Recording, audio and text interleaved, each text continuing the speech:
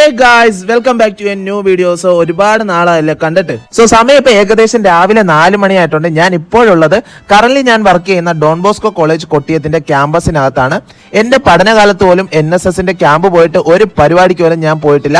പക്ഷെ പഠിപ്പിക്കാൻ കയറിയ ശേഷം ഞാൻ പഠിപ്പിക്കുന്ന പിള്ളേരുടെ NSS ക്യാമ്പിന്റെ മെസ് ഇൻചാർജ് ആയിട്ട് ഇന്ന് എനിക്കാണ് ഡ്യൂട്ടി വന്നിരിക്കുന്നത്. സോ നമ്മുടെ ഇന്നത്തെ പരിപാടി എന്ന് പറയുന്നത് നമ്മുടെ പിള്ളേർക്ക് വേണ്ടി രാവിലത്തെ ബ്രേക്ക്ഫാസ്റ്റിനായിട്ട് 400-500ഓളം ഇഡലി ഉണ്ടാക്കുക എന്നുള്ളതാണ്. സോ നിങ്ങൾ വിചാരിക്കും ഞാൻ ഒറ്റയ്ക്കാണെന്ന്. സത്യത്തിൽ ഞാൻ ഒറ്റയ്ക്കല്ല. ഇന്ന് മെസ് ഇൻചാർജ് ഉള്ള ഒരു കൂട്ടം വിദ്യാർത്ഥികളും കൂടാതെ പെണ്ണുങ്ങളിൽ പെണ്ണായ അബ്കാരി പ്രമാണി ഞങ്ങളുടെ സ്വന്തം ഹീര മിസ്സും ഉണ്ട്. കഷ്ടകാലം എന്ന് പറയട്ടെ, ആരുടെ പ്രാക്കാണോ എന്താണെന്ന് അറിഞ്ഞൂടാ, ഒരു വിധത്തിൽ വിറക് കത്തുന്നില്ല. പെട്രോൾ ഒഴിച്ച്, മണ്ണെണ്ണ ഒഴിച്ച്, കരിയിലയിട്ട്, കർപ്പൂരം ഇട്ട് അങ്ങനെ ചെയ്യാവുന്ന പണി 18 നോക്കിയിട്ടും അവിടെ ഒരു അനക്കവും ഇല്ല.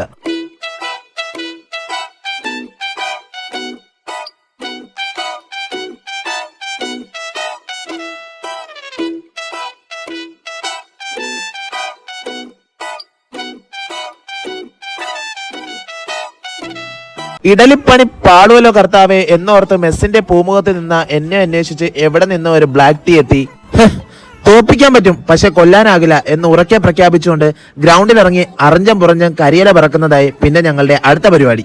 എന്തായാലും പഠിച്ച 18 അടവ് എടുത്ത് ഞങ്ങൾ അവസാനം അടുപ്പ് കത്തിച്ചു. ഇതേ സമയം മറുവശത്ത് സാലിമിസും പിള്ളേരും സാമ്പാറിന്റെ പരിപാടികളുമായി മുന്നോട്ട് പോകുന്ന കാഴ്ചകളാണ് സുഹൃത്തുക്കളെ നിങ്ങളിപ്പോൾ കണ്ടുകൊണ്ടിരിക്കുന്നത്.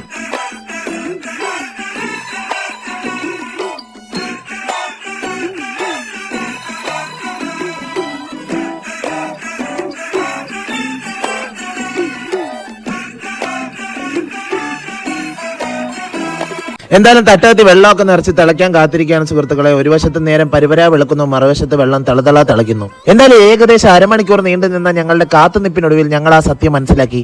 വെള്ളം തിളച്ചിരിക്കുന്നു. പിന്നെ ഒന്നും നോക്കിയില്ല, 2 തട്ടും അങ്ങോട്ട് എടുത്തു വെച്ച് നല്ല മയത്തിലങ്ങ് എണ്ണ വെച്ച് പിടിപ്പിച്ച് അറിഞ്ഞം പറഞ്ഞോന്ന് പറഞ്ഞ മാവും വാരി ഒഴിച്ച് അടുപ്പത്ത് കയറ്റി വെച്ച് അടപ്പടച്ച്. എന്തായാലും കുട്ടികൾ അടച്ച് ഇനി വേവാനായിട്ട് ഏകദേശം 15-20 മിനിറ്റ് എടുക്കുമെന്ന് മനസ്സിലാക്കി ഞങ്ങൾ അവിടെ കിടന്നൊരു പന്തും എടുത്ത് ഓഫീസിൽ ആന്റണി ആയിട്ട് അങ്ങോട്ടും ഇങ്ങോട്ടും അടിച്ചു കളിയായി പിന്നെ പരിപാടി. അല്ലെങ്കിൽ ഈ നിൽക്കുന്ന കൊച്ചിന് ലേശം കൗതുകം കൂടുതലാണ്. എത്രയൊക്കെ പറഞ്ഞാലും ചുമ്മാ പൊക്കി നോക്കും. എന്തായാലും എല്ലാ കഷ്ടപ്പാടിനോടെയും നമുക്ക് നല്ല പൂ പോലത്തെ ഇഡലി കിട്ടിയിട്ടുണ്ട്. അങ്ങനെ ഇഡലി വെന്തോന്ന് പരിശോധിക്കാൻ NSS കോർഡിനേറ്റർ ഷാലിമിസ് വന്നു. ഷാലിമിസ് ഈർക്കിലേക്ക് ഇട്ട് കുത്തി നോക്കിയിട്ട് ക്വാളിഫൈഡ് എന്ന സർട്ടിഫിക്കറ്റ് തന്നു. പിന്നീട് അങ്ങോട്ട് ഇഡലി ഇളക്കാനുള്ള പണിപ്പുരയിലായി എല്ലാവരുടെ ശ്രദ്ധ.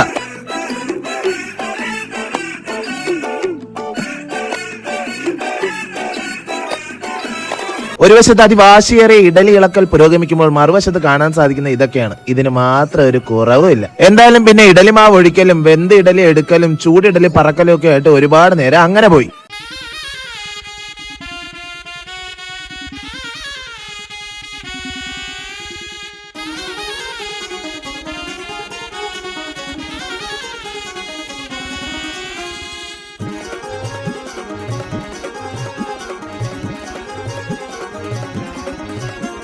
സോറി, 7:30, 7:45, 8 മണി അടുപ്പിച്ചായപ്പോഴത്തേക്കും നമ്മുടെ പരിപാടിയൊക്കെ ഏകദേശം തീർന്ന് നല്ല പൂ പോലത്തെ ഇഡലിയും ഷാലിമിസിന്റെ സ്പെഷ്യൽ സാമ്പാറും ഒക്കെ റെഡിയായി കഴിഞ്ഞിരുന്നു. എന്തായാലും രാവിലത്തെ വാമപ്പും എക്സസൈസ് ഒക്കെ കഴിഞ്ഞ് പിള്ളേരൊക്കെ വരാൻ തുടങ്ങിയിട്ടുണ്ടായിരുന്നു. ഇനി വിളമ്പുന്ന പരിപാടിയാണ്.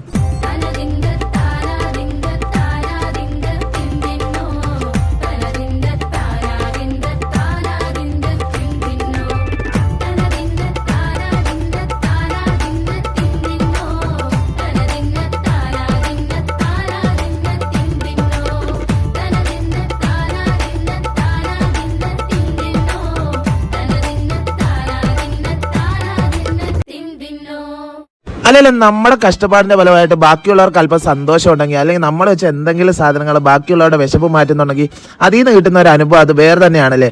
എന്തായാലും ഞങ്ങൾ വെച്ചല്ലേ എന്ന് ഓർത്ത് 2 ഇഡലി ഇച്ചിരി സ്പെഷ്യൽ സാമ്പാറും ഒക്കെ മേടിച്ച് കുഴച്ച് കഴിക്കാമെന്ന് ഞാനും വിചാരിച്ചു. ഒരു രക്ഷയില്ല കേട്ടോ, സാമ്പാറൊക്കെ ഒരു രക്ഷയില്ലാത്ത ഐറ്റങ്ങളായിരുന്നു.